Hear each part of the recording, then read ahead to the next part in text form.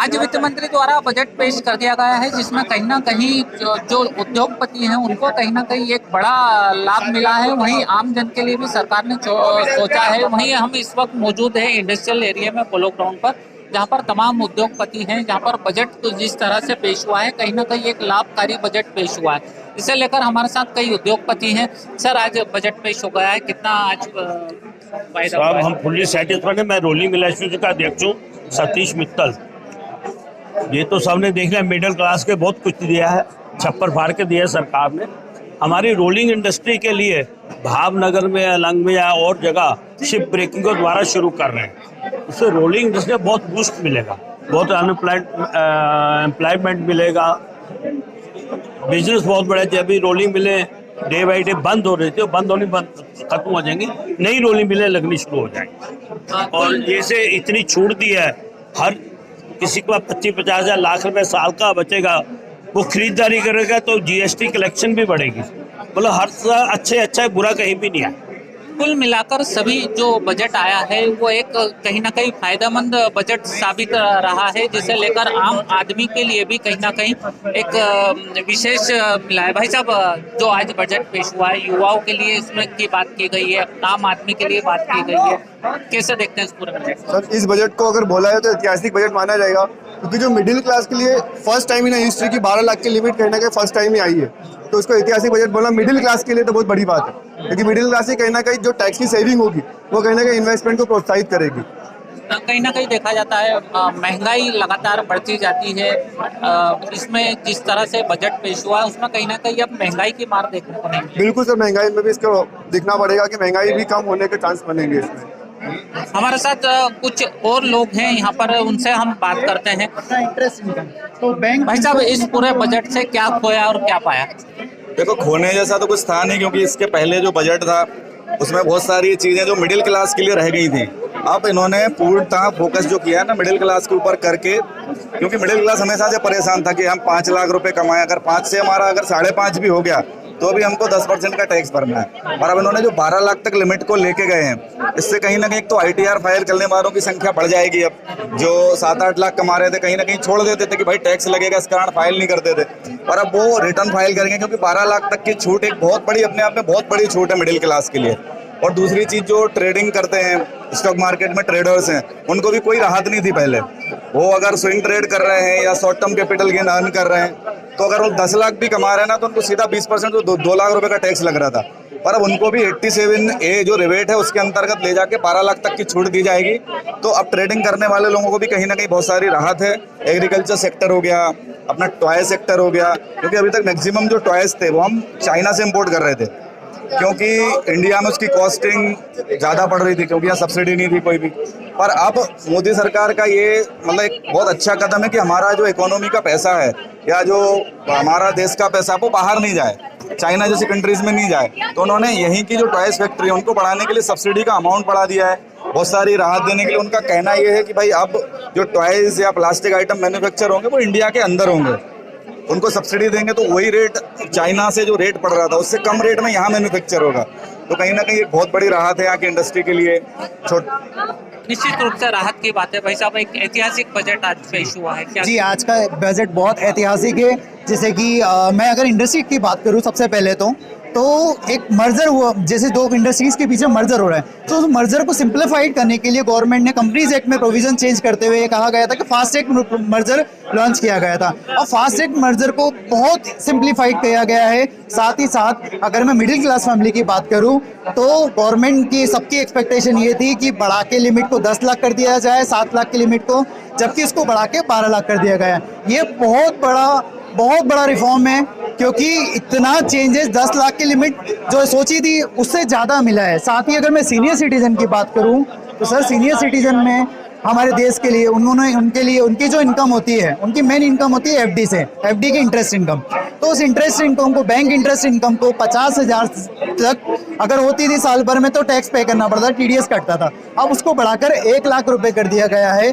तो 1 लाख डबल, मतलब आज उनका 50,000 रुपीज एक एक्स्ट्रा सेविंग स्टार्ट हो गई है सर। और साथ ही साथ जी, साथ ही साथ जीएसटी में बहुत सारे रिफॉर्म्स लाए गए हैं, कुछ सेक्टर्स को बाहर किया गया है और रेट्स को भी रिवाइज किया गया है। इसका इम्पैक्ट कहीं ना कहीं हमारी इकोनॉमी पर आएगा और जो गवर्नमेंट का विजन है 2047 का डेवलप कंट्री में कन्वर्ट करने का, डेवलपिंग कंट्री को, वो 100% इस बजट के माध्यम से एक्सीलरेट होगा। कुल मिलाकर खोया कुछ नहीं है, सिर्फ पाया ही पाया है। हमारे साथ कुछ महिलाएं भी है।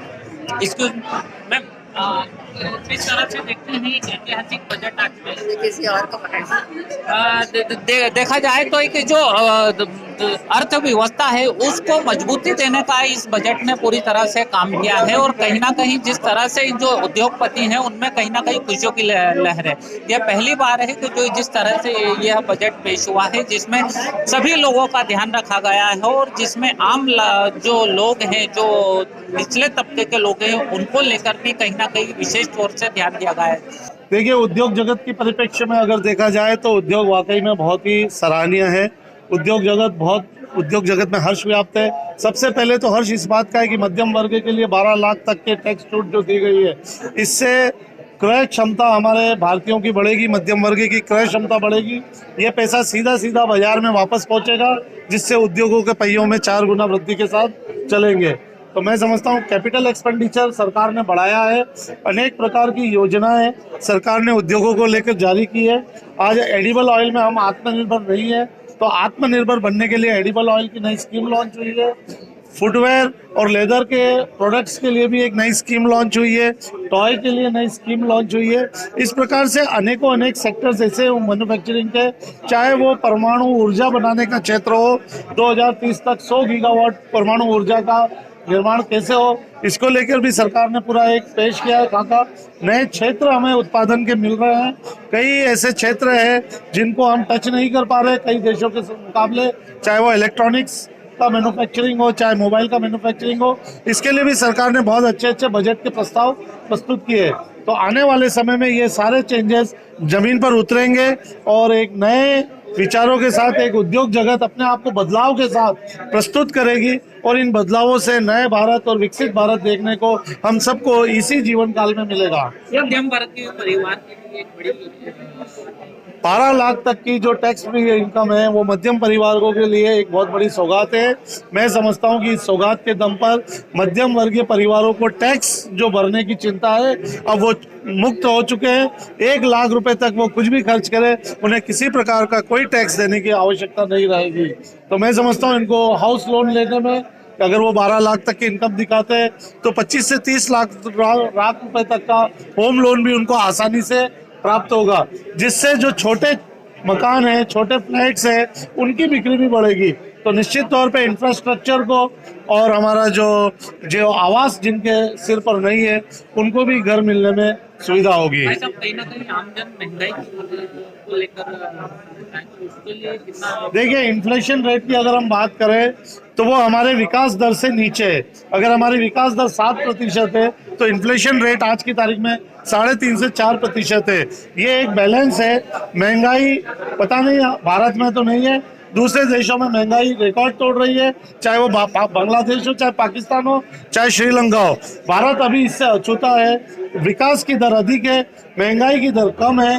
बस हमें जरूरत है कि किसी भी तरीके से इस खाई को, जो गरीब और अमीर की खाई है, उसको हम कम करके देश में एक अच्छा समाजवाद का जो स्थापना है वो कर पाए। सर, उद्योगों के हिसाब से क्या होना चाहिए था इस बजट में जो नहीं हुआ है? आपको उद्योगों ने जितना सोचा नहीं उससे कहीं अधिक प्राप्त हुआ है। ये है कि उद्योगपतियों को आगे आके अब काम करने की जरूरत है। अब घर में बैठ के उद्योग नहीं चलेंगे, आपको मैदान में आना पड़ेगा। 10 से 12 घंटे हर उद्योगपति को अपने उद्योग में मेहनत करने की आवश्यकता है। माइक्रो उद्योगों के लिए 5 लाख तक के क्रेडिट कार्ड जो है बिना किसी गारंटी के दिए जाएंगे।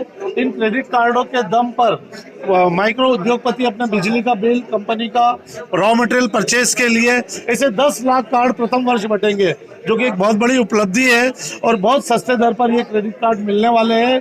तो माइक्रो इंडस्ट्रीज को भी चिंता करने की अब आवश्यकता नहीं है। हर क्षेत्र, हर वर्ग, हर आयु, हर जेंडर को इस बजट में सम्मिलित किया गया है। तो ऐसे बजट के लिए बहुत बहुत माननीय सीतारमण जी का और माननीय मोदी जी का आभार। जिस तरह से बात करें जो इनकम टैक्स की, उसमें 12 लाख रुपए तक की छूट बढ़ा दी गई है, जिसे लेकर कहीं ना कहीं आम आदमियों को भी खुश होने की आवश्यकता है। कैमरा पर्सन भरत नरवरे के साथ सचिन शर्मा, स्वतंत्र समय, इंदौर। प्योर श्योर दूध और घी, माँ के प्यार सा, मिलावट से दूर, भरोसे से भरपूर, प्योर भी श्योर भी।